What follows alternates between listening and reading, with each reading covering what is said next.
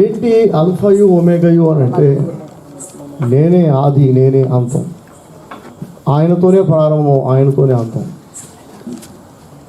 మనకు ఒక కాల పరిమితి ఉంది, మొదలు ఉంది, అంతం ఉంది. కానీ దేవునికి మొదలు లేదు, అంతము లేదు. మీరు ఎప్పుడు పుట్టారు అంటే డేట్ ఆఫ్ బర్త్ చెప్తాం. అలాగే ఏదో ఒక రోజు మన జీవితం ముగిసిపోతుంది, అంతం ఉంది మనకి. కానీ దేవునికి ప్రారంభం లేదు. దేవుడు ఎప్పటి నుంచి ఉన్నాడు అని అంటే ఇప్పటి నుంచి అని చెప్పడానికి అసలు కాలం అనేది లేదు. ఆది ఆయనే, వర్తమానం ఆయనే, భవిష్యత్తు ఆయనే. కాబట్టి అల్ఫాయు ఒమేగయు అని అంటే భూత వర్తమాన భవిష్యత్ కాలములలో ఉండువాడు అని అర్థం. మనం వర్తమానంలో వరకే ఉండగలం, గతంలోకి వెళ్ళలేమండి. కొన్నేళ్ల క్రితం వెళ్ళి జరిగిపోయిన కొన్ని సంఘటనలు జరగకుండా ఆపాలన్నా లేదా అవి జరిగేలా చేయాలన్నా మన వల్ల కాదు. గతాన్ని మనం మార్చలేం, జరిగిన దాన్ని రద్దు చేయలేం. ఒక వీడియో చూస్తున్నప్పుడు ఆ వీడియో టైం లైన్ నుంచి అప్పటికే చూసిన వీడియోని మళ్ళీ వెనక్కి వెళ్ళి చూడొచ్చు మనం కదా, రివైండ్ చేసుకోవచ్చు. చూస్తున్న వీడియో కాస్త బ్యాక్ వెళ్ళి మళ్ళీ చూస్తుంటే మళ్ళీ చూసే అవకాశం ఉంది. అలాగే ఒకవేళ వీడియో బోరింగ్ అనిపించింది అనుకోండి, కాస్త ముందుకి వెళ్ళిపోయి చూడొచ్చు. అప్పటిదాకా చూస్తున్నది వదిలేసి ముందుకు వెళ్ళిపోవచ్చు. టైం లైన్ నుంచి బ్యాక్ వెళ్ళొచ్చు, ఫార్వర్డ్ వెళ్ళొచ్చు. లైఫ్లో అట్లా సాధ్యమవుతుందా అని చాలామందికి ఒక ఆసక్తి. ఈ ఆసక్తిని పెట్టుబడిగా పెట్టి ఎన్నో సినిమాలు తీశారు. టైం ట్రావెలింగ్ అనే బేస్మెంట్ తోటి, టైం ట్రావెలింగ్ అనే ఒక కాన్సెప్ట్తో ఎన్నో సినిమాలు తీశారు. తెలుగులో ఏంటి, బాలీవుడ్లో ఏంటి, హాలీవుడ్లో ఏంటి, టైం మెషిన్లు ఉన్నట్టుగా అందులో మనుషులు ఎక్కి గతంలోకి వెళ్ళిపోయి కొన్ని ఏళ్ల క్రితం, కొన్ని సంవత్సరాల క్రితం, కొన్ని వందల సంవత్సరాలు, వేల సంవత్సరాల పూర్వం వెళ్ళిపోయి అక్కడ మనుషులతోటి డీల్ చేసినట్టుగా ఎన్నో సినిమాలు వచ్చాయి. అవి చూసినప్పుడు మనకు కూడా ఎన్నోసార్లు అనిపిస్తుంటుంది, ఇలాంటి టైం మెషిన్ ఒకటి ఉంటే బాగుండు కదా. మన తాత ముత్తాతలు ఎవరో మనకు తెలియదు, వాళ్ళు ఎవరో కనిపెట్టచ్చు. వెళ్ళి జరిగిపోయిన కొన్ని సంఘటనలు జరగకుండా ఆపచ్చు, మనకు బాధ కలిగించేవి. మన భవిష్యత్తు, ముఖ్యంగా గతం ఎలాగో అయిపోయింది అనుకోండి, ఇక భవిష్యత్తు గురించి టైం మెషిన్ అనేది ఏదైనా ఉంటే జ్ఞానం కలిగిన ప్రతివాడు తన ఆస్తి అంతా అమ్మి ముందు ఆ మెషిన్ కొనుక్కుంటాడు వెళ్ళి. ఎందుకంటే భవిష్యత్తు ముందే తెలిసిపోతే జాగ్రత్త పడవచ్చు. ఏం జరగబోతుందో ముందే తెలిస్తే అంతకంటే అదృష్టం, అంతకంటే ధన్యత లేదు మనుషులకి. టైం మెషిన్ అనేది ఉంటే చాలామంది గతంలోకి వెళ్తారు, చాలామంది భవిష్యత్తులోకి వెళ్తారు ముందుగానే జరగబోయే చూడడానికి.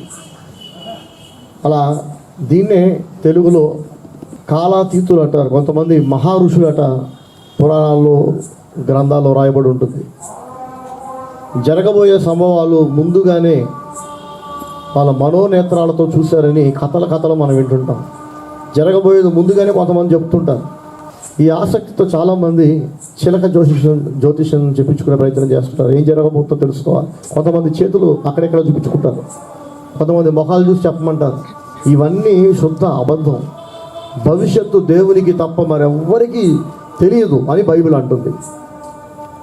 బైబిల్ దేవుని వాక్యం. సృష్టికర్త అయిన దేవుడు నేరుగా స్వయంగా ఆయన మనుషులకు ఇచ్చిన వాక్యం. ఇది మాత్రమే సత్యం. ఎవరైనా వచ్చి మీ భవిష్యత్తు చెబుతామంటే నమ్మకండి. చిలకకి దాని భవిష్యత్తు తెలియదు, అది పంజరంలో బంధించబడి ఉంటుంది. స్వేచ్ఛగా ఎగరాల్సిన పక్షి దాని గతి బాగోక పంజరంలో చిక్కుకుపోయింది. అది చెప్పగలదా మనిషి భవిష్యత్తు? దాని మీద, ఒక పక్షి మీద డిపెండ్ అయి బతుకుతున్నవాడు వాడు చెప్పగలడండి భవిష్యత్తు? కాబట్టి దయచేసి ఎవరి మాటలు నమ్మకండి. దేవుని వాక్యం ఏమంటుందంటే దేవుడు ఒక్కడే భవిష్యత్తులోనికి వెళ్ళగలిగిన వాడు, ఇంకెవ్వరూ వెళ్ళలేరు. ఆయన అల్ఫాయు ఒమేగయు అయి ఉన్న దేవుడు. ఆయన భూతకాలంలో కూడా వెళ్ళి రాగలడు. జరిగిపోయిన వాటిని కొన్ని మార్చగల సామర్థ్యం ఆయనకుంది. జరగబోయే సంభవాలు ఆయనకు అనుకూలంగా, ఆయనకు నచ్చినట్లు ఆయన మార్చగలడు. ముందుగానే యేసుక్రీస్తు పుడతాడని ప్రవక్తలందరూ కొన్ని వందల సంవత్సరాలు, వేల సంవత్సరాల పూర్వం నుండి ప్రవచించారు. ఎలా తెలుసు వీళ్ళకి అంటే దేవుడు బయలుపరిచాడు. దేవునికి ఎట్లా తెలుసు అంటే ఆయనకి జరగబోయే సంభవాలు తెలుసు. ఆయన టైం ట్రావెలింగ్ దేవుడు చేయగలడు. అసలు టైం అనేది ఆయనకు అప్లై అవ్వదు. ఈ భూమి మీద మనుషులకు మాత్రమే పరిమితమైంది కాలం. ప్రతి మనిషి ఈ కాలచక్రంలో బంధించబడి ఉన్నాడు. మొదలు అంతం అనే ఒక కాలం, ఒక టైం పీరియడ్. దేవునికి మొదలు అంతం లేదు కనుక ఆయన కాలాతీతుడు, ఆయన ఆది మధ్యాంతరహితుడు. భవిష్యత్తు జ్ఞానం కలిగిన ప్రతివాడు నా అంతం ఏంటి అనేది తెలుసుకోవాలి. వర్తమానము మీద మొటికే మనసు పెట్టిన వాడు బుద్ధిహీనుడు. భవిష్యత్తు మీద మనసు పెట్టి ఈరోజు బాగున్నాను సరే, రేపేంటి, ఎల్లుండేంటి, నా భవిష్యత్తు ఏంటి అనే ఆలోచన కలిగిన వాడు జ్ఞానం కలిగిన వాడు. ఎంతోమంది అనుకుంటారు భవిష్యత్తు గురించి జాగ్రత్త పడటం అంటే ఆస్తులు సమకూర్చుకోవడం అనుకుంటారు, పిల్లలకి ఆస్తి ఇవ్వటం అనుకుంటారు, పిల్లల పేరు మీద లేదా తల్లిదండ్రుల పేరు మీద ఇన్సూరెన్స్ పాలసీలు కట్టడం అనుకుంటారు. సడన్గా నాకేదైనా అయితే నా కుటుంబం వీధిన పడకుండా వాళ్ళకి డబ్బు అందుద్ది, మా భవిష్యత్తు భద్రంగా ఉందనుకుంటారు. భవిష్యత్తుని కట్టుకోవటం అంటే, కాపాడుకోవటం అంటే డబ్బు ఇస్తే సరిపోతుందండి పిల్లలకి? ఒక స్త్రీకి ఎన్ని కోట్లు ఇస్తే ఆమె భర్తకి రీప్లేస్మెంట్గా సరిపోతుంది చెప్పండి? తన భార్యని ప్రాణంగా ప్రేమించే ఒక భర్తకి ఎన్ని కోట్ల రూపాయల పాలసీ డబ్బులు వస్తే భార్య స్థానాన్ని రీప్లేస్ చేయగలదు? డబ్బు కొరకు గడ్డి తినే దరిద్రులు ఉన్నారనుకోండి, వాళ్ళ గురించి నేను మాట్లాడట్లా. మనుషుల విలువ తెలిసి ప్రేమ, ఆప్యాయతలు, అనురాగం, అనుబంధం ఇదే ఆస్తి అనుకునే వాళ్ళ గురించి నేను చెప్తున్నాను. నా భార్య పిల్లల కంటే, నా కుటుంబం కంటే, నా భర్త కంటే, మా అమ్మ నాన్న కంటే నాకు ఏది ముఖ్యం కాదు, డబ్బు ముఖ్యం కాదు అనుకునే వాళ్ళకి ఎన్ని కోట్లు ఇచ్చినా ఆ మనుషులు ఆ డబ్బు రీప్లేస్ చేయలేదండి, ఆ మనిషిని రీప్లేస్ చేయలేదు. కాబట్టి మనం ఒక ఇన్సూరెన్స్ పాలసీ కట్టడం తప్పేం కాదు, ముందు జాగ్రత్తతో కట్టుకోవచ్చు. అయితే దేవుని వాక్యం అంటుంది ఈ భూమి మీద పిల్లలు సేఫ్గా ఉండడానికి, భార్య సేఫ్గా ఉండడానికి, కుటుంబం భద్రంగా ఉండడానికి డబ్బులు కడుతున్నారు, ఆస్తి సమకూరుస్తున్నారు. చాలా సేఫ్గా ఉండటం అంటే అంతేనా? మనం లేని టైం వస్తే వాళ్ళకి డబ్బు అందుతుంది, మరి వాళ్ళు లేని టైం వస్తే ఏంటి పరిస్థితి? అసలు వాళ్ళు ఎక్కడికి వెళ్తున్నారు? ఒక్కొక్క వ్యక్తి భవిష్యత్తు ఏంటి, వారి అంతం ఏంటి? దేవుని వాక్యం స్పష్టంగా ఆలోచించమని ప్రేరేపిస్తుంది మనుషులు. ఈరోజు నా వాక్యం వింటున్న వాళ్ళందరినీ దేవుడు నా ద్వారా పిలుస్తున్నాడు, ప్రేరేపిస్తున్నాడు. ఆలోచించండి, మీ భవిష్యత్తు మీకు తెలుసా? తెలుసుకోవాలనే ఆసక్తి మనుషులకు ఉంది, కానీ తెలుసుకునే అవకాశం లేదు. దేవునికి మాత్రమే భవిష్యత్తు తెలుసు కనుక జ్ఞానం కలిగిన ప్రతివాడు సృష్టికర్త అయిన దేవునితో అత్యంత బలమైన, అద్భుతమైన, మంచి సంబంధాన్ని కలిగి ఉంటాడు. చక్కటి అనుబంధం. నాకు తెలిసిన విషయాలు నా దగ్గర ఉన్న వాళ్ళకి నేను తెలియజేస్తానండి. దేవుడు కూడా అంతే. ఎవరెవరు ఆయనతో చక్కటి అనుబంధం కలిగి ఉంటారో వాళ్ళకి ఆయన జరగబోయే సంభవాలు ముందుగానే తెలియజేస్తున్నాడట. ప్రైజ్ ది లార్డ్, హల్లెలూయా. ఒకవేళ ఆయన చెప్పకపోతే ఆయనకి భవిష్యత్తు తెలిస్తే ఏంటి, బోడి తెలియకపోతే ఏంటి, నాకు చెప్పినప్పుడు అంతే కదా. ఆయన అల్ఫాయు ఓమేగా కరెక్టే, కానీ ఉపయోగం ఏంటి? ఆయన భవిష్యత్తు చూడగలడం ముందే. 30 ఏళ్ళ తర్వాత, 50 ఏళ్ళ తర్వాత, 100 సంవత్సరాల తర్వాత నా కుటుంబం, నా వంశం ఎలా ఉండబోతుంది ఆయనకు ముందే తెలుసు. కానీ ఆయన చెప్పడు. ఉపయోగం ఏంటండి? ఇంకా అలాంటి దేవుడు ఉంటే ఏంటి, పోతే ఏంటి? దేవుడు ఏమో చెబుతున్నాడట, కానీ అందరికీ చెప్పట్లేదు. ఆయన తన వాళ్ళకి, తన ప్రజలకు చెబుతున్నాడు. ఆమోసు గ్రంథంలో మనం చదువుకుంటాం 3వ అధ్యాయం. దేవుడైన యెహోవా తాను చేయబోతున్న పనులను, తాను సంకల్పించిన పనులను తన దాసులైన ప్రవక్తలకు, తన సేవకులైన ప్రవక్తలకు తెలియజేయకుండా ఆయన ఏది చేయడట. మన సన్నిహితులకు, మన వాళ్ళు అనుకున్న వాళ్ళకి ప్రతి సంఘటన చెబుతాం, జరగబోయే విషయాలు చెప్పుకుంటాం కదా. దేవుడు కూడా అలాగే చెబుతున్నాడు, తన ప్రజలకు చెబుతున్నాడు. చెప్పకుండా ఆయన ఏది చేయడు. అసలు మనలో ఈ క్వాలిటీ ఉంది చూసారండి, ప్రతి చెప్పుకొని ఇలా చేయబోతున్నా అని మన వారితో పంచుకుంటాం కదా, మన వాళ్ళు అనుకున్న వాళ్ళతో. ఇది ఎక్కడి నుంచి వచ్చింది అంటే దేవుడిలో నుండే మనకు వచ్చింది.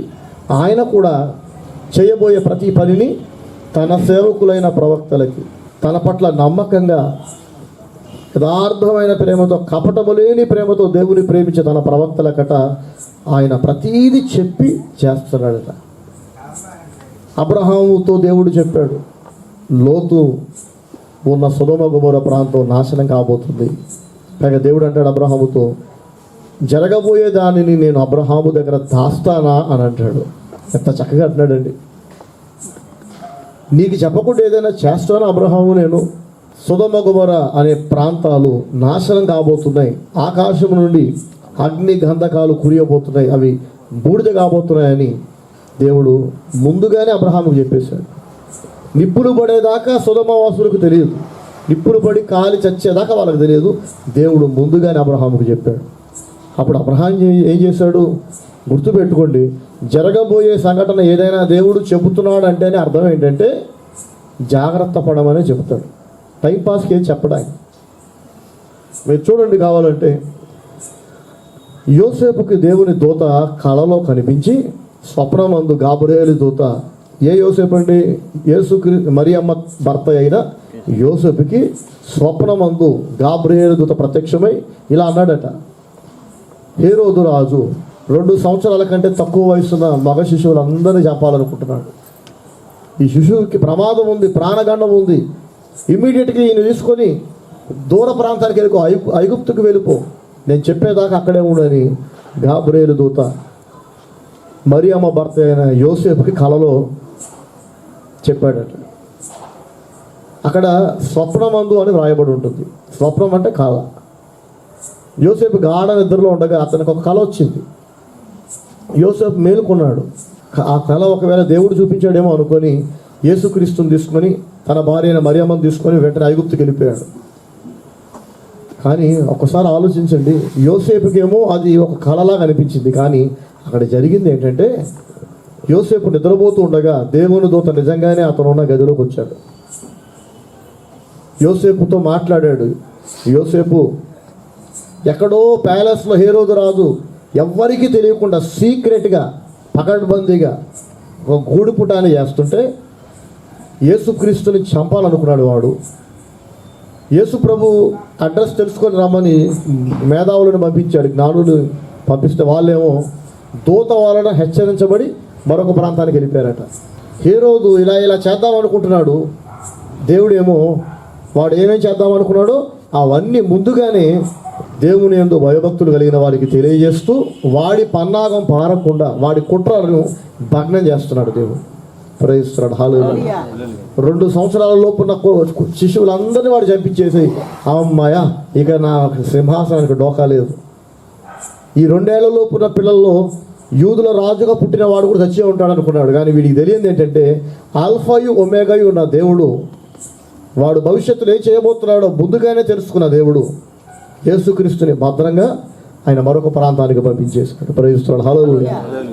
ఒకసారి ఆలోచిద్దామండి, ఆ దేవుని యందు మనం భయభక్తులు కలిగిన వాళ్ళం అయితే 2018 ఏదో ఒక పెద్ద పెను ప్రమాదం మన కొరకు పొంచి ఉంది. అందులో పడేదాకా మనకు తెలియదు, పడ్డాక కుజో మొర్ర మొత్తుకోవడం తప్ప మనకు తెలియదు. దేవుడు ముందుగానే మనకి తెలియజేశాడు అనుకోండి, ఇలా జరగబోతుందని తెలియజేశాడు అనుకోండి, జాగ్రత్త పడతామా లేదా? అలర్ట్ అవుతామా లేదా? మొన్న ఒక అపార్ట్మెంట్లో హైదరాబాద్లో చెడ్డీ దొంగలు పడ్డారట. చిన్న నిక్కర్లు వేసుకున్న దొంగలు పడ్డట్టు మరుసటి రోజు సీసీ కెమెరాలో చూసి ఆ ఇంటి ఆవిడ గుర్తుపట్టింది. దొంగలు వచ్చి వెళ్ళిపోయాక తెలిసింది ఆవిడికి. ముందే తెలిస్తే ఎంత బాగుంటుందండి, జాగ్రత్త పడతారుగా. ఆ అదృష్టం బాగుండి వాళ్ళు చంపలేదు.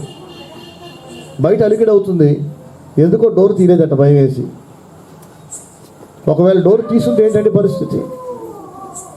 తిరుపతిలో రిటైర్ అయిపోయిన ఒక ఆఫీసర్ చక్కగా మంచి ఇల్లు కట్టుకున్నాడు, ఆయన కూతురు ఉంది. పగలు ఎవరో వచ్చి సాక్షి పేపర్ కావాలని అడిగారు. వద్దు, మాకు ఆల్రెడీ ఏదో పేపర్ వస్తున్నా వద్దంట. ఒక్కసారి మేడం నేను చెప్పేది రండి అని అంటే ఆమె డోర్ తీసింది.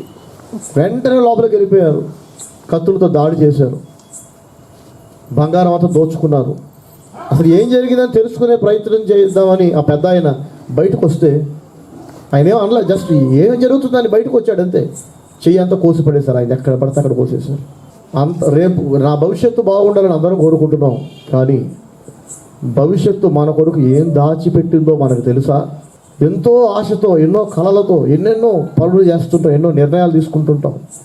కొంతమంది రాత్రి బాబులు నిద్రపోకుండా మరి ప్లాన్లు వేస్తుంటారు, ఆలోచిస్తుంటారు. టైం మెషిన్ అనేది లేదని చెప్పుకున్నాం ఇప్పుడే. ఒకవేళ ఉంటే మిమ్మల్ని అందులో ఎక్కించి పంపించినాక, ఇది 2018, 2028లో మీరు ఎలా ఉంటారో చూసుకోవడానికి పంపిస్తాను. అసలు ఆ 2028లో మీరు లేరనుకోండి, మీరు అప్పటికే చచ్చిపోయారు అనుకోండి, మీరు మళ్ళీ రిటర్న్ వచ్చాక మీరు ఏమైనా సాక్ష్యం చెప్తారు? మీ ఫీలింగ్స్ ఎలా ఉంటాయి? 2028లో అసలు మీరు అనే వాళ్ళు ఉండరు.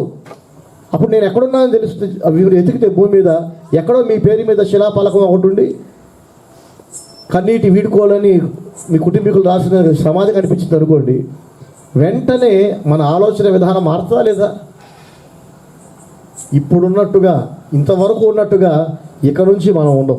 ఖచ్చితంగా మన ఆలోచన మారుతుంది, ప్లానింగ్ మారుతుంది, మాట తీరు మారుతుంది, అన్నీ మారుతాయి కదా. ఏం జరగబోతుంది తెలుసుకోవాలి. తెలియజేసే దేవుడు తప్ప మరొక దిక్కు లేదు మనిషికి. ఆయన తెలియజేస్తే తప్ప చిలకలు చెప్పలేవు, మనుషులు చెప్పలేరు, చేతులు చూసి ఎవడు చెప్పలేడు. మనకు అర్థమవుతుందా? మనుషులలో భవిష్యత్తు తెలుసుకోవాలని ఈ ఆసక్తిని కొంతమంది చిలకను పెట్టుకొని క్యాష్ చేసుకుంటున్నారు, కొంతమంది చేతులు చూసి క్యాష్ చేసుకుంటున్నారు, కొంతమంది దేవుని సేవను అడ్డం పెట్టుకుని క్యాష్ చేసుకుంటున్నారు. దేవుడు మాకు బయలుపరిచాడు, ఇలా చెప్పమన్నాడు, ఇలా చూపించాడు అనగానే ఏం చూపించాడో దేవుడు అని ఆసక్తితో చెవులు అప్పగించేసి తలకాయ అప్పగించేసి వదకు తేపడ్డ గొర్రె పిల్లలాగా ఎంతోమంది వాళ్ళ జీవితాలు నాశనం చేసుకుంటున్నారు. కాబట్టి దేవుడు మాట్లాడే విధానం అని గతంలో ఒక మ్యాగజైన్ నేను ప్రింట్ చేశాను.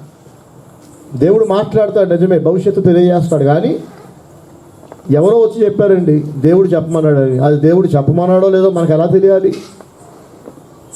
నిజంగానే దేవుడు వాళ్ళ ద్వారా చెప్పించాడు అనుకోండి, మనం నిర్లక్ష్యం చేసాం అనుకోండి, అది ఒకవేళ దేవుని వాక్ అయితే మనం నష్టపోతాం కదా. లేదా దేవుని వాక్ కాకుండానే ఎవరో మనతో ఆడుకున్నారు అనుకోండి, అనవసరంగా భయపడో కంగారు పడో, అది అప్పుడు కూడా నష్టమేగా. సో దేవుడు మాట్లాడే విధానం ఏంటో మనకు తెలియాలి. అది మ్యాగజైన్ ఒకటి ప్రింట్ అయింది, ఒకరోజు ఏదో ఒకరోజు అది వాకింగ్ రికార్డ్ చేద్దాం. మెట్టుకు ఒకటైతే చెప్తా, దేవుడు మాట్లాడటం అంటూ జరిగితే ఆయన నిర్ధారణ ఇస్తాడు. బాధ్యత కలిగిన వాళ్ళు ఎవరైనా ఒక మంచి పని 1కి 10 సార్లు చెప్తారు చూడండి, జాగ్రత్త పడమని. దేవుడు కూడా అంతేనండి, ఆయన చక్కగా స్పష్టంగా మాట్లాడతాడు. యోసేపుకి అలాగే స్వప్నమందు గాబ్రియేలుతో చెప్పాడు, శిశువును తీసుకొని వెళ్ళిపో అని. హేరోదు రాజు చనిపోయిన తర్వాత మళ్ళీ గాబ్రియేలుతో వచ్చి శిశువును చంపగోరేవాడు చనిపోయాడు, ఇంక లేడు, కాబట్టి ఇప్పుడు నువ్వు మళ్ళీ వెళ్ళిపో యెరూషలేముకి, బెత్లెహేముకి అని చెప్తాడు. ఇదే సంఘటన మరొకసారి మనం బైబిల్లో చూస్తాం. ఇటువంటివే ఇశ్రాయేలు రాజు, అతనికి పక్కనే సిరియా దేశపు రాజు, ఈ ఇద్దరి మధ్య యుద్ధం అటండి. ఇజ్రాయేలు దేశానికి సిరియా దేశానికి మధ్యలో ఆ యుద్ధాలు ఎంత తీవ్రంగా ఉన్నాయంటే, శత్రు దేశపు రాజు ఎన్నిసార్లు ఇజ్రాయేలీని దాడి చేసి ఓడిద్దాం అనుకున్నా ప్రతిసారి వీడు తీసుకుంటున్న నిర్ణయాలు ముందుగానే ఇజ్రాయేల్ రాజుకు తెలుస్తున్నాయి. ఎలా తెలుస్తున్నాయి, ఎవరు చెప్తున్నారో అర్థం కావట్లే. దాంతో వాడు జాగ్రత్త పడుతున్నాడు, అలర్ట్ అవుతున్నాడు. జాగ్రత్త పడి శత్రు దేశపు రాజు ఇంకా ఆ నిర్ణయాన్ని అమలు పరచక ముందే వీడు దాన్ని భగ్నం చేస్తున్నాడు. ఒకరోజు సిరియా దేశపు రాజు తన మంత్రులందరినీ సమావేశపరిచి అన్నాడట, మన మధ్యలో ఎవడో దొంగ ఉన్నాడు, కపటస్థుడు ఉన్నాడు. ఇక్కడ మనం తీసుకుంటున్న నిర్ణయాలు దొంగచాటుగా మన శత్రువులకు తెలియజేస్తున్నాడు. ఆ దొంగ ఎవరో తెలియట్లేదు, అందరూ నమ్మకస్తులా కనిపిస్తున్నారు, అందరూ ప్రేమగానే మాట్లాడుతున్నారు, కానీ ఎవడో దొంగ ఉన్నాడు మనలోనే. అంటే అప్పుడు వాళ్ళల్లో ఉన్న కొంతమంది అన్నారట, రాజా మేమందరూ నమ్మకస్తులమే, కానీ మీ దగ్గర లేని ఒక ధన్యత, ఒక ప్రత్యేకత ఇశ్రాయేలు రాజుకు ఉంది. రాజుగారు ఆశ్చర్యపోయారు, మన దగ్గర లేనిది ఆ రాజు దగ్గర ఉన్నది ఏంటి? అప్పుడు వీళ్ళు అంటారు, ఒక ప్రవక్త ఉన్నాడు అంటాడు. ప్రయిస్తున్నాడు, హల్లెలూయా. ఎలీషా ప్రవక్త. ఈ ఎలీషా ప్రవక్త కట దేవుడు ముందుగానే శత్రు దేశపు రాజు తీసుకునే నిర్ణయాలు తెలియజేస్తున్నాడు. ప్రవక్త రాజుగారికి చేరేస్తున్నాడు, రాజుగారు ఎలక్ట్ అవుతున్నారు, రాజుగారు జాగ్రత్త పడుతున్నారు. దేవుడు అభిషేకించి పంపించిన ఒక గొప్ప ప్రవక్త ఎలీషా ప్రవక్త. ఆయన ఎంత గొప్ప దైవజనుడు అంటే, ఆయన మరణించినాక, ఆయన శరీరం కులిపోయినాక కూడా ఆయన సమాధిలో ఉన్న ఎముకలలో కూడా దేవుని మహిమ, దేవుని శక్తి ఉందట. అంత దేవునికి ఇష్టడుగా బతికాడు. ఆ కులిపోయిన ఆయన దేహము మీద కూడా దేవుని ఆత్మ, దేవుని సన్నిధి విడిచిపోవడానికి ఇష్టపడట్ల. చనిపోయిన ఒక సైనికుడిని ఎలీషా ప్రవక్త సమాధిలోకి విసిరేయగానే ఆ చనిపోయిన సైనికుడు ఎప్పుడైతే అతని శవం ఎలీషా ప్రవక్త ఎముకలకు తగిలిందో మళ్ళీ ప్రాణం పోసుకొని నిలబడిందట. ఎలీషా ప్రవక్త బతికినప్పుడే కాదండి, మరణించినట్టు కూడా దేవుని సన్నిధి ఆయనతో ఉంది. అంత నీతిగా బతికాడు ఆయన. బైబిల్ కాలంలో మనం చూసిన దేవుని సేవకులు ఈ కాలంలో ఉంటారా అంటే గుర్తుపెట్టుకోండి, మునుపు జరిగిందే మరలా జరిగింది. దొంగ ప్రవక్తలు, దొంగ బోధకులు బైబిల్ కాలాల్లో ఉన్నారు కనుక ఇప్పుడు ఉన్నారు. అప్పుడు జరిగింది కనుక ఇప్పుడు జరుగుతుంది. అప్పుడు మహా అయితే భూమి మీద 10 కోట్ల మంది ఉన్నారు అనుకోండి, ఇప్పుడు 100 కోట్ల మంది ఉన్నారు ప్రజలు. 10 కోట్ల మందికి సరిపడా మంది అబద్ధ బోధకులు అప్పుడు ఉంటే 100 కోట్ల మందికి సరిపడా అబద్ధ దొంగ సేవకులు ఇప్పుడున్నారు.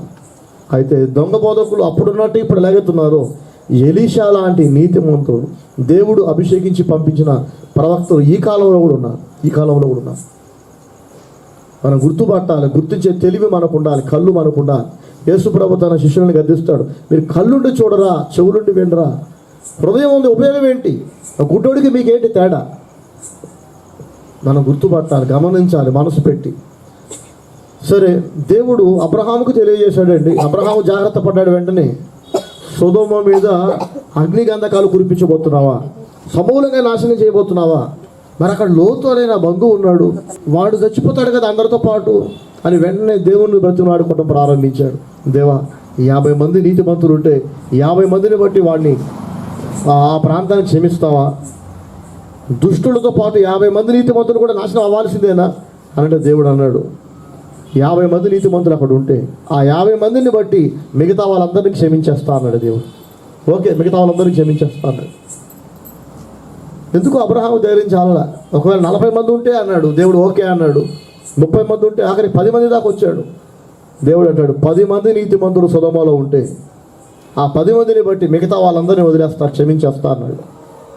తర్వాత దేవుడు అగ్నిగంధకాలు కురిపించాడు. అంటే అక్కడ 10 మంది కూడా లేరు. దేవునికి అబ్రహాం బాధ అర్థమైంది. ఇంతసేపు అబ్రహాము ఇంత బ్రతిమలాడాడంటే లోతు కొరకి తన ప్రాణం తణుకులాడుతుంది. 10 మంది నీతిమంతులు అక్కడ లేకపోయినా దేవుడు లోతుని, తన భార్య బిడ్డలను బయటికి లాక్కెళ్ళాడు. తన దూతల్లో పంపించి బయటికి తీసుకెళ్ళి కాపాడే ప్రయత్నం చేశాడు. కానీ గుర్తుపెట్టుకోండి, మునుపు జరిగిందే మరలా జరుగును అని విన్నాం కదా. లోతు భార్య అనే ఒక వ్యక్తిత్వం, ఒక పర్సనాలిటీ, ఒక మనస్తత్వం కలిగిన స్త్రీ ఆ కాలంలో ఉందంటే ఈ కాలంలో ఉండరండి? ఖచ్చితంగా ఉంటారు, గ్యారెంటీ ఉంటారు. మునుపు జరిగిందే మరలా జరుగును. ఏమిటి ఈ లోతు భార్య మనస్తత్వం అంటే షార్ట్గా చెప్తున్నాను. ఆమెకి భక్తి, నీతి, భక్తి కలిగిన జీవితం, దేవుని భయము కలిగిన జీవితం ఆమెకి నచ్చలేదు.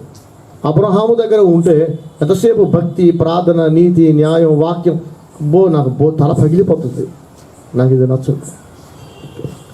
లోతు అంటాడు, అబ్రహాము దేవుడు అసలు నన్ను పిలవలేదమ్మా, అబ్రహాముని రమ్మన్నాడు అందరూ వదిలిపెట్టి, నేను వెంట వచ్చా.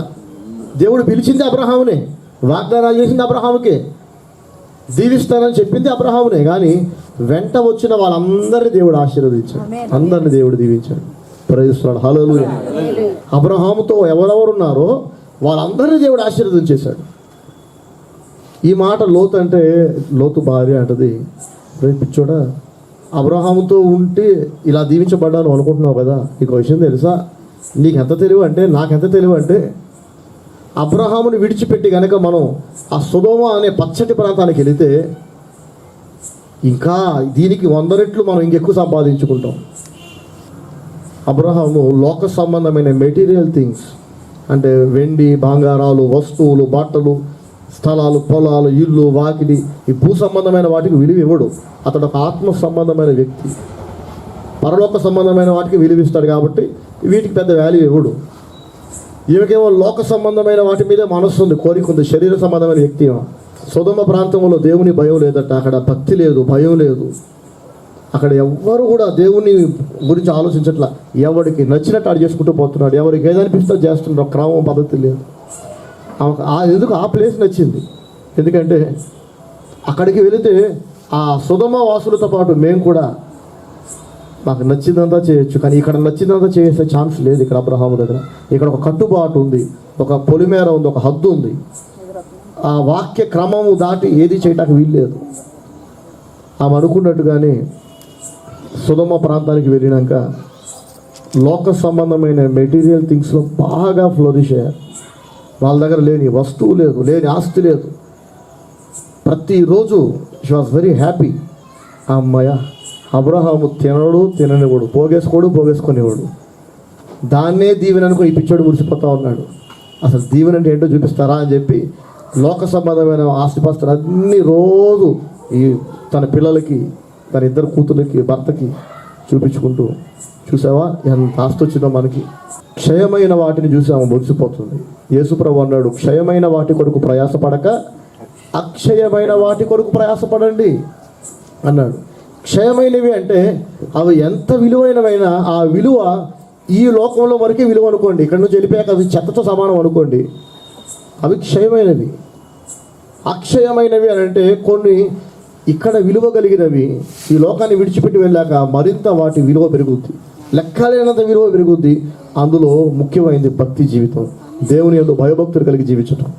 అక్షయమైన వాటి కొరకు మనం ప్రయాసపడాలి. పౌలు భక్తుడు అంటాడు కొలస్సీ పత్రికలో, మీరు క్రీస్తుతో కూడా లేపబడ్డవారైతే పైనున్న వాటి మీదనే మనసు పెట్టుకోండి కానీ కిందున్న వాటి మీద మనసు పెట్టుకోవద్దు అంటాడు. అబ్రహాము పైనున్న వాటి మీద మనసు పెట్టుకున్నాడు, లోతు కూడా అలాగే పెట్టుకున్నాడు. కానీ లోతు భార్యకేమో లోక సంబంధమైన వాటి మీద మనసు ఉంది, అన్నీ సంపాదించుకుంది. సొదొమ గొమొర్రాలో ఉన్న వాళ్ళందరితో పాటు ఆస్తి కూడా కాలి బూడిదైపోయింది. మొత్తం పోయింది. వెనక్కి తిరగద్దని దేవుడు అన్నాక లోతు తిరగలేదు, లోతు కూతురు తిరగలేదు, కానీ ఆమె మాత్రం తిరిగింది. ఆమె మాత్రమే తిరిగింది, ఉప్పు స్తంభం అయింది. సంపాదించుకుందాన్ని కానీ ఆమె అనుభవించరా. లోతు భార్య లాంటి వాళ్ళు ఎంతమంది ఉంటారండి. ఇది ఇక్కడ స్త్రీకి మాత్రమే ఇది అప్లై చేయకూడదు. ఈ వ్యక్తిత్వం అనేది, దీనికి లింగభేదం అనేది ఉండదు. అంటే అర్థమవుతుందా? దీనికి జెండర్ అనేది ఉండదు, స్త్రీలు పురుషులు ఉండదు. లోతు భార్యలో ఉండే మనస్తత్వం చాలామంది పురుషుల్లో కూడా ఉంటుంది, అంటే లోకాశలు. గెహజీని చూడలేదండి మనం. ఎలీషా ఎంత గొప్ప ప్రవక్త చెప్పుకున్నాం. ఈ ప్రవక్త దగ్గరికి నయమాను అనే ఒక కుష్ఠరోగి వచ్చాడట.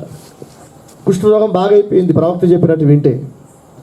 వెళ్ళిపోతూ నయమాన్ అంటాడు, అయ్యా నేను మొక్కని దేవుడు లేడు, దేవత లేదయ్యా, నాకు ఎక్కడా నయం కాలేదు, వాడిన మందు లేదు, నువ్వు చెప్పినట్టు 7 సార్లు యోర్దాన్లో మునిగి లేస్తే నా రోగం బాగా అయిందయ్యా, కృతజ్ఞతగా కానుకగా నేను స్వచ్ఛందంగా మీరు అడగకపోయినా కొన్ని ఖరీదైన బట్టలు తెచ్చా, బంగారం తెచ్చా, కానుకలు తెచ్చా, అవి తీసుకోండి అన్నాడు. ఎలీషా ప్రవక్త గొప్పతనం అంటే అతని దృష్టిలో ఈ వెండి బంగారాలు బట్టలు ఇవి కాదు.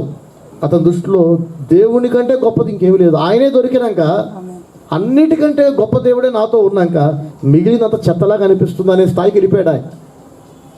నయమాన్ అంటాడు, నయమాను దేవుడు ఎంత గొప్పవాడో నీకు అర్థం కావాలంటే నేను ఈరోజు నీ దగ్గర ఇవి తీసుకోకూడదు. తీసుకోవడం తప్పని కాదు, నువ్వు నాకు ఇస్తున్నావే ఖరీదైనవి విలువైనవని, వీటన్నిటికంటే విలువైన దేవుణ్ణే నేను నీకు అందించా. నువ్వు నాకు ఇవ్వడానికి ఖరీదైందంటే అసలు నీ దగ్గర ఏదీ లేదు అని అంటాడు. ఇది ఖరీదైంది కాదా అంటాడు నయమాన్. ఖరీదైంది అంటే నాయన ఈ లోకంలో వరకే చెల్లేది, నా దృష్టిలో అది ఖరీదైంది కాదు, నీతోనే ఉంచుకో, దేవుని పట్ల నమ్మకం కూడా నయమాన్ని పంపించేశాడు. అప్పుడు నయమానికి అర్థమైంది తాను మోసుకొచ్చిన ఈ వస్తువులు, ఈ సంపద అంతా ఇది ఖరీదైంది కాదు అనే ఒక మంచి పాఠం గుండెల్లో నింపుకొని చక్కగా వెళ్తున్నాడు నయమాన్. ఎలీషా ప్రవక్త ఒక మంచి సందేశం ఇచ్చాడు, నయమానికి అర్థమైంది. వెళుతుంటే ఎలీషా దగ్గరే ఉన్న ఆయన శిష్యుడు గెహజీ, వీడు ఒక ఆత్మ సంబంధితో ఉంటూ శరీర సంబంధిగా బ్రతుకుతున్నాడు. చెడిపోయిన మనస్తత్వం కలిగిన వాళ్ళు పర్వాలేదు, అంటే చెడ్డవారిని అయినా మనం ఓర్చుకోవచ్చు, మంచి వాళ్ళతో అయితే హ్యాపీ కలిసి ఉండొచ్చు. కానీ చెడిపోయి బ్రతుకుతూ మంచి వారిలాగా ముసుకేసుకొని బతుకుతారు సారండి, వాళ్ళందరికంటే ప్రమాదకరమైన వ్యక్తులు. అలాంటి వాడు ఈ గెహజీ. వాళ్ళందరి ముందు ఒక నీతిమంతుడిలాగా, ఆత్మపూర్ణుడిలాగా ఫుల్గా యాక్టింగ్ చేస్తున్నాడు. మనసు నిండా లోకాశలు. ఎలీషా ప్రవక్త లోపల ప్రార్థనలో ఉన్నాడు, కళ్ళు మూసుకొని నిశ్శబ్దంగా సైలెంట్గా టాయిలెట్కి వెళ్ళండి, బయటికి వెళ్ళాడు.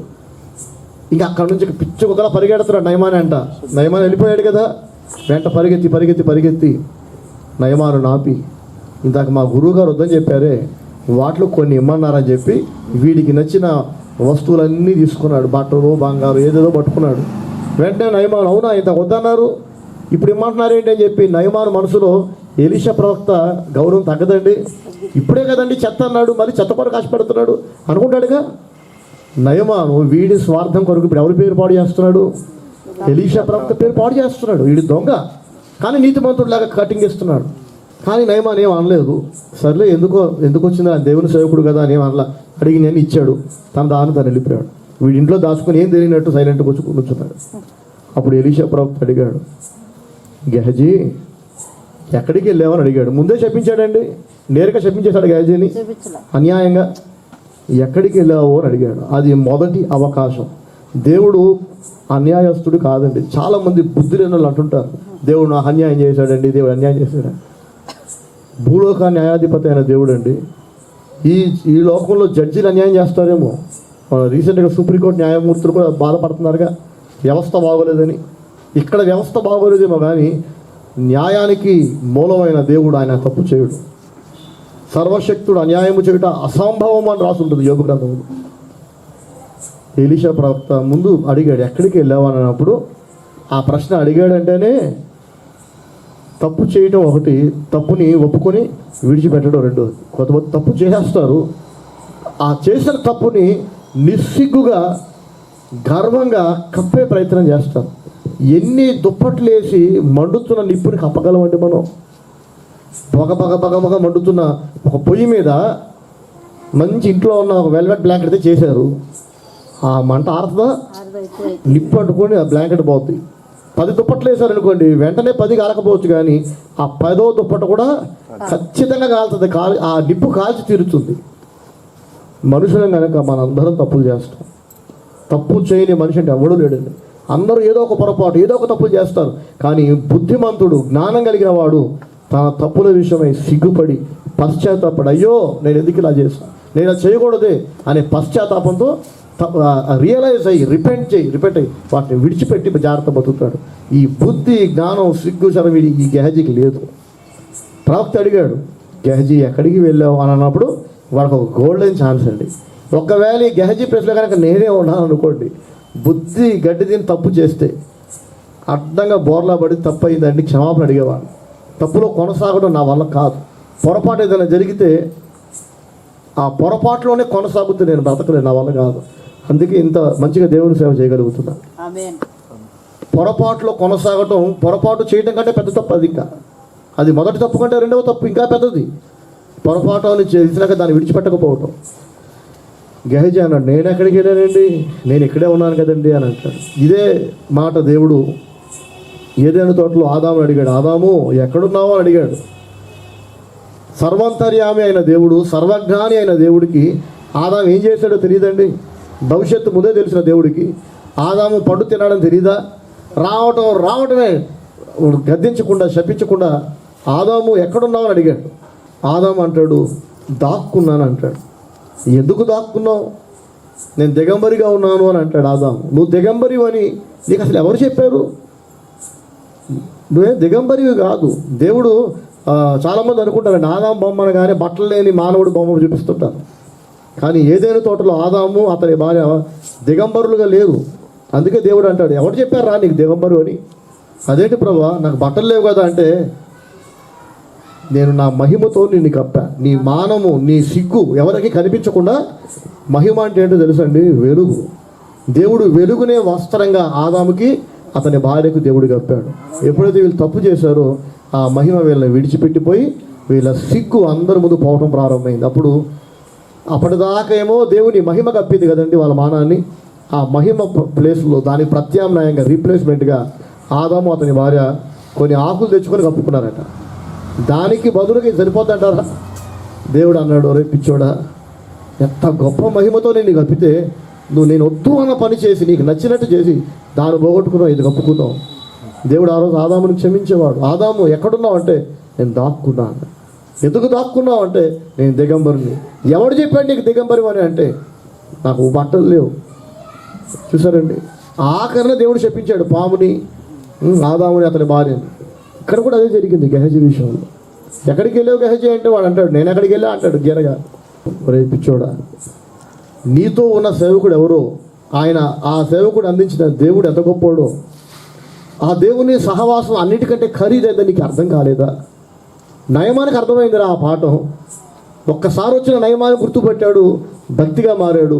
ఎన్నో ఏళ్ళుగా ఉంటున్నావు రా నువ్వు నా పక్కనే. ఆ గదిలో మనుషులు బతకడానికి ఒక కూజ ఉంటుంది కదా, కూజానో కొండో గ్లాసో ఏదో ఉంటుందిగా. ఎన్నో ఏళ్ళుగా ఇక్కడ ఈ కొండ ఉంది. ఆ కొండకి నీకేంటి తేడా? ఆ రాయికి నీకేంటి తేడా? ఆ గోడకి నీకేంటి తేడా? ఎంతోమంది వస్తారు, మారు మనసు పొందుతారు, వెళ్తుంటారు. అక్కడ గోడలు మారుతాయండి, కొండలు మారుతాయా? అప్పుడు అంటాడు ఎలీషా, ఏ బంగారం కొరకైతే బట్టల కొరకైతే పరిగెత్తావో క్షయమైన వాటి కొరకు భక్తుడు పరిగెత్తకూడదు, విశ్వాసుడు పరిగెత్తకూడదు. అది తప్పు, చాలా తప్పు. అంటే తెలియక ఎవరైనా తప్పు చేస్తే దేవుడు ఓర్చుకుంటాడు, కానీ ఏది విలువైందో, ఏది వ్యర్థమైందో, ఏది క్షయమైందో, ఏది అక్షయమైందో స్పష్టంగా దేవుడు మనకు అర్థమయ్యేలా చెప్పాక కూడా క్షయమైన వాటి మీద మనసు పెట్టి వాటి కొరకు పరిగెత్తి అహర్నిశలు రాత్రి బవలు వాటి కొరకే ప్రయాసపడితే మాత్రం మనం ఈ తరం గెహజీలా మారుతాం, ఈ తరం ఆదాములా మారుతాం. ఖచ్చితంగా చరిత్ర పునరావృతం అవుతుంది మళ్ళీ. ఎలీషా ప్రవక్త అంటాడు, ఆ నయమానుని విడిచిపెట్టిన కుష్టు ఉంది కదండి, నయమాను ఇక్కడికి వచ్చి తన కుష్టు వదిలించుకొని భక్తిని నెత్తినేసుకొని వెళ్ళాడు చక్కగా. ఎలీషా అక్కడే ఉండి భక్తిని పోగొట్టుకున్నాడు, కుష్టుని నెత్తినేసుకొని వెళ్ళాడు. నయమానుని విడిచిన కుష్టు నీకు నీ పిల్లలకు వస్తుంది, తదనంతరం వస్తుంది అన్నాడు.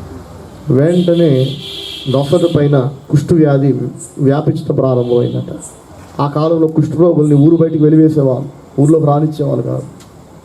కాబట్టి ఎలీషా ప్రవక్తకి ఎవరు చెప్పారండి గెహజీ పరిగెత్తుకుంటూ అక్కడికి వెళ్ళాడని? దేవుడు బయలుపరిచాడు. అబ్రహాముకి దేవుడు ముందుగా బయలుపరిచాడు కదా. ఎలీషా ప్రవక్తకి శత్రువు దేశపు రాజు తీసుకున్న నిర్ణయాలన్నీ దేవుడు ముందే బయలుపరిచాడు. మరియమ్మ భర్త అయిన యోసేపుకి కలలో దూత కనిపించి జరగబోయే ఒక అనర్థాన్ని ముందుగా హెచ్చరించాడు దేవుడు. ఐగుప్తు రాజైన ఫరోకి దేవుడు ముందుగానే కరువు రాబోతుంది, 7 ఏండ్ల సమృద్ధి తర్వాత 7 ఏండ్ల కరువు రాబోతుందని, అంటే మొత్తం 14 సంవత్సరాలలో ఏం జరగబోతుందో దేవుడు ముందుగానే తెలియజేశాడు. ఇలా ఇంకెవరైనా చెప్పగలరు ఈ భూమి మీద? సాధ్యం కాదు. రేపు ఫరో నా దేవుడే నాకు చూపించాడని చెప్పి వాడు జీవం కలిగిన దేవుడు వదిలిపెట్టి వాడు నమ్మిన ఇంకేదో ఈ సృష్టిని కనపరుస్తాడని చెప్పి దేవుడు కళ చూపించాడు, కానీ దాని భావం ఆపాడు దేవుడు. ప్రైజ్ గాడ్, హల్లెలూయా, హల్లెలూయా. భవిష్యత్తు జీవము కలిగిన దేవుడు మాత్రమే, ఈయన మాత్రమే చెప్పగలడని యోసేపు వచ్చి అందరి ఎదుట చెప్పుకొచ్చాడు. ఫరో అడుగుతాడు, అయ్యా బాబు నీ గురించి నా సేవకుడు చెప్తున్నాడు, నువ్వు కళల భావం చెప్తావు అంటగా, జరగబోయేది ముందు చెప్తావు అంటగా అని అంటే యోసేపు అంటాడు, నేను ఎంత తోడినండి, నేనెంత, నా బతుకెంత, నాకంత తెలివి లేదండి.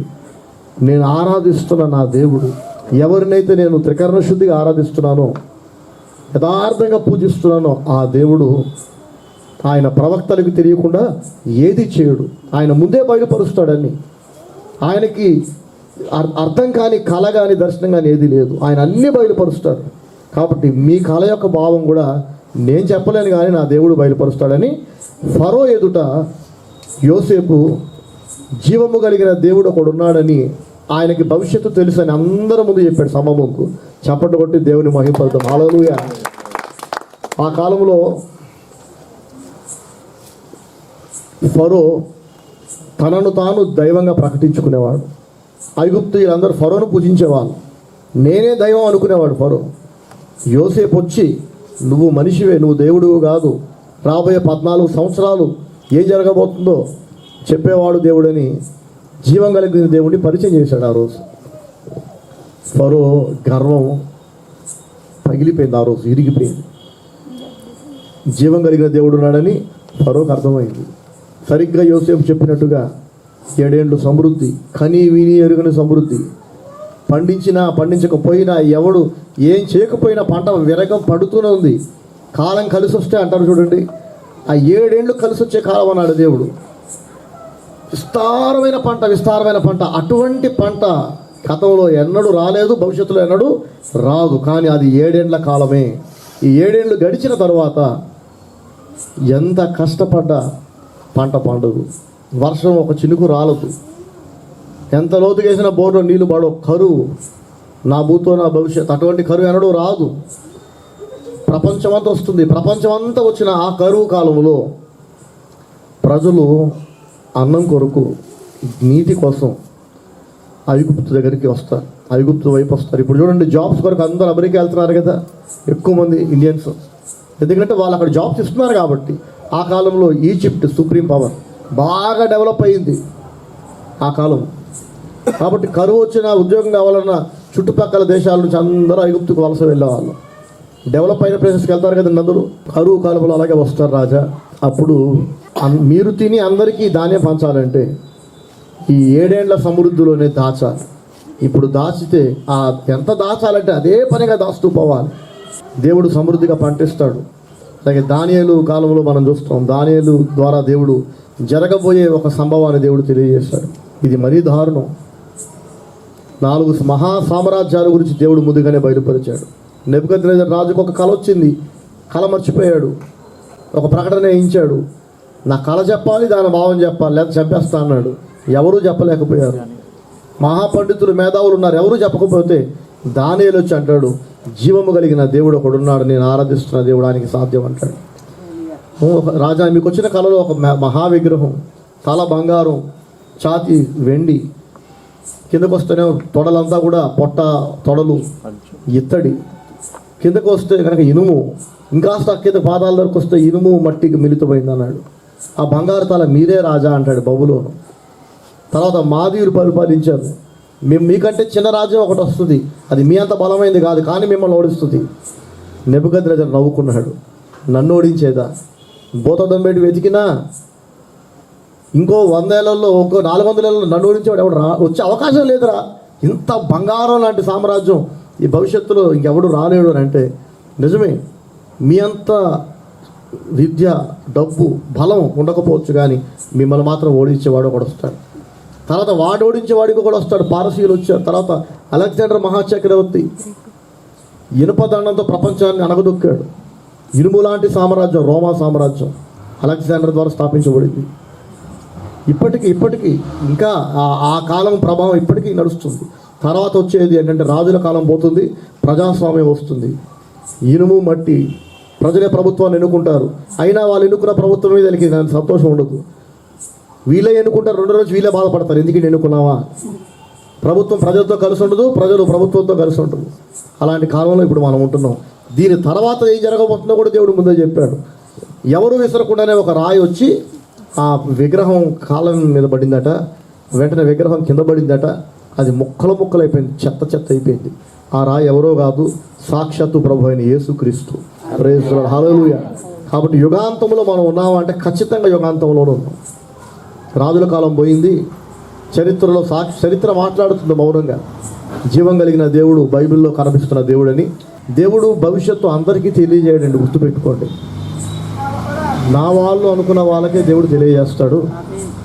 లేకపోతే ముందుగా దేవుడు హెచ్చరించకపోతే సుధమ వాసులకి మనకి పెద్ద తేడా ఉంటుందా?